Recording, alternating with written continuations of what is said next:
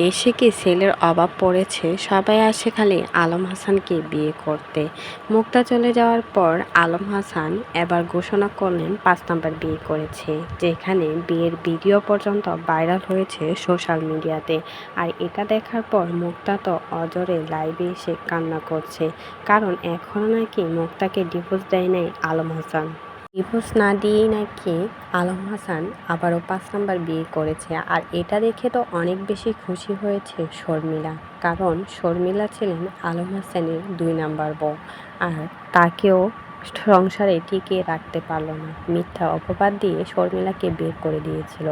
আর শর্মিলা চলে আসার পর আলম হাসানকে উদ্দেশ্য করে বলেছিল, তোর বউ তোর সামনে থেকে পরকীয়া করবে, কিন্তু তুই কিছুই বলতে পারবি না।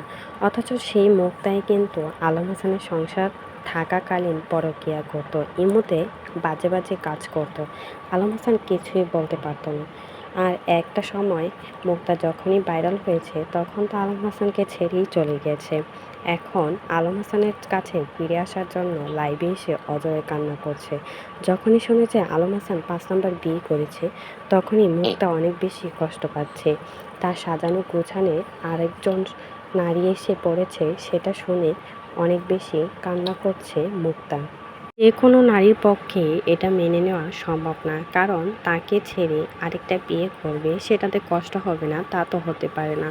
তাই তো মুক্তা অজরে কান্না করছে লাইভে এসে।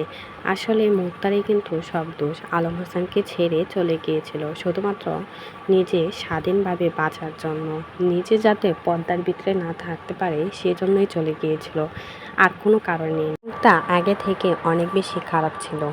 ইমোতে বাজে বাজে কাজ করতো, বাড়ি গিয়ে ডান্স করতো, এভাবে করে টাকা ইনকাম করে নিজেকে চালাতো। আর পতিতালয়ে থেকে আলম হাসান তাকে ধরে নিয়ে আসছিল, বিয়ে করে নতুন একটা জীবন দিয়েছিল, যাতে করে ভালো করার চেষ্টা করেছিল, কিন্তু কোনো মতেই পারছিল না। তার জন্যই কিন্তু মুক্তাকে বাদ দিয়ে আবারও বিয়ে করেছেন আলম হাসান। তো এই বিষয়ে কোনো মতামত থাকলে সেটা কিন্তু অবশ্যই কমেন্ট বক্সে জানিয়ে যাবেন।